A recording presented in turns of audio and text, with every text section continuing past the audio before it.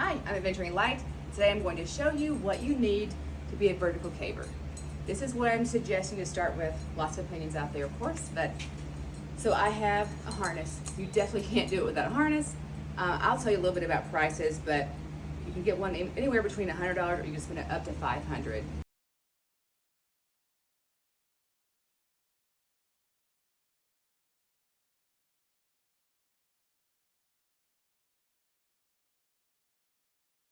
Like a rescue type harness. Someone made this one for me. The harness has to have holes for your legs. It's got to have a back strap.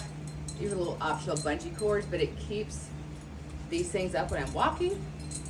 It's got to have 2 loops right here in the front so that you can have a D-ring that closes that joins the harness together, okay? So, there you go. Harness, D-ring. Now,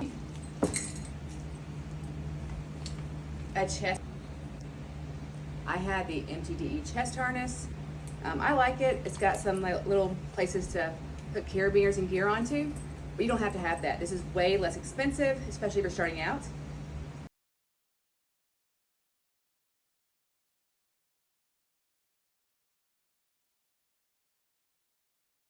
This is webbing, it's sewn, and it's got some buckles that clamp it to your harness.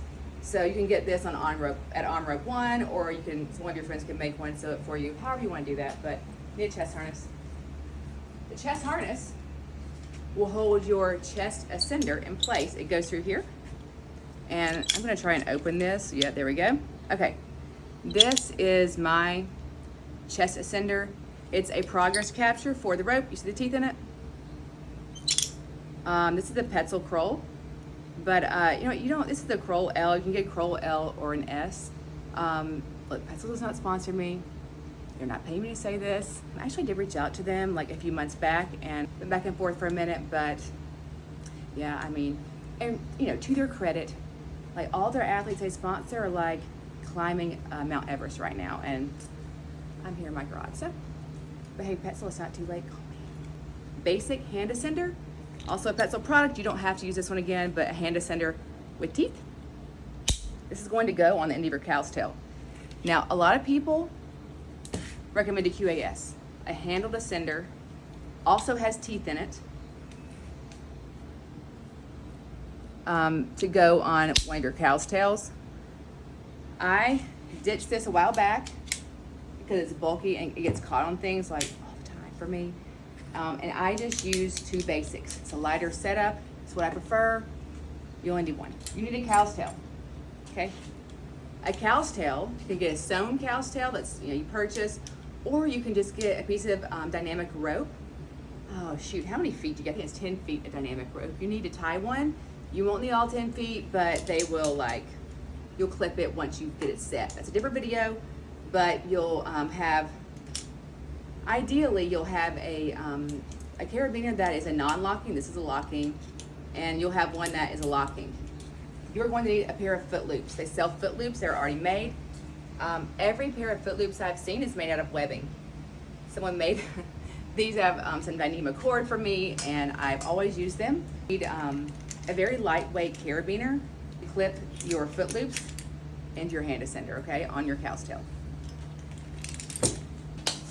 The moment you've all been waiting for, the best part, are the descenders. You gotta go down that rope somehow. So I prefer, for now, a rack. I'm a brand new Bobbin user. Woo-hoo! Yeah, welcome. So I might like that better in the future, but for right now, I use a rack. This is my first rack ever. I still love it. It's a 14-inch rack. Isn't it gorgeous? Got lots of bars. Okay, this one I think has 7 bars on it. You only need 6. Forgot why I added a 7th bar. Just take it off, but I've been busy. So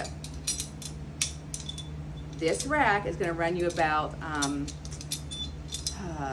maybe $180 with bars and stuff. This is an SMC rack. It's got stainless steel bars, but the rack itself is aluminum. Okay, another option, you can get a rescue rack. This is a full-size rescue rack. I love this. I love it. When my daughter started caving, I got this for her to use. I just thought it would be a little bit more foolproof, I guess, like bomb-proof, but anyway, she liked it. This is a twisted mallet on the end. I highly recommend that to connect it to your D-ring. I would say 80% of tag cavers use a much smaller rack. It's called a micro rack, and they are all about them. I don't love a micro rack. They're great for short drops. If you're doing a multi-drop, great. But time out, you're a beginner, you're not doing a multi-drop. So I recommend a full-size rack for versatility. You can always go back and get a micro rack later. Although many would say, you know what, get a micro rack because you're just doing like small drops first. You know, you do what you want to do. Last one is just for showing off. If you're doing that great big drop in that Georgia cave, or if you're going to, what is it, one of the Carolinas where everyone goes over the cliff and it's like super tall, or bridge day rack like this. Don't worry about that. You're a beginner. Lastly, the bobbin. Okay, now this is the most economical. I'm going to go ahead and tell you it is. $80 for one of these. This is a Petzl Simple. I went back and forth with which one to use. A lot of people said a stop, but you have to have two hands with a stop. With a Simple, you only have to have one hand. Take selfies all the way down with the other hand. I'm just kidding. But you do, it's a good ascender. You will need a carabiner for that. And this, some people recommend a Freno. This is a Romer Handy. It's made in Italy. And this is a braking carabiner. You have to have that to go with the bobbin. I think this was like $40, okay? You don't have to have this. You can use a regular carabiner, which is less expensive. But a bobbin, a lot of people will swear it's the simplest way to learn. So go ahead and get yourself a few carabiners, okay? Get some non-locky ones, get some locking ones.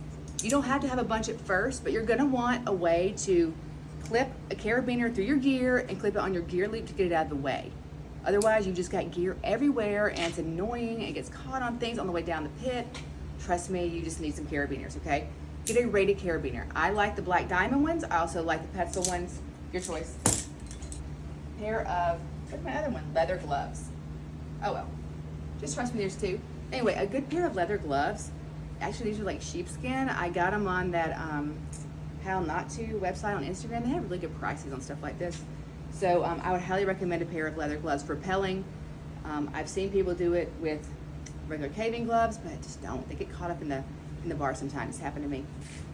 All right, last but not least, optional. But if you're a beginner, it's so much easier to do a changeover if you have got an extra cow's tail and extra ascender on it.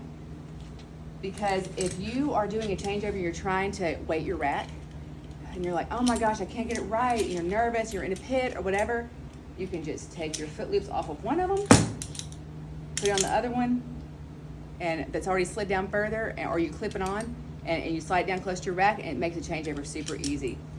Also, the fact that this is adjustable is huge. This one came from On Rope 1. It's just one they made, so yeah. All right, that's all you need to be a vertical caver. The grand total price for all of this stuff, considering options, is between, and so that's how I got started. So, all right, thanks for watching.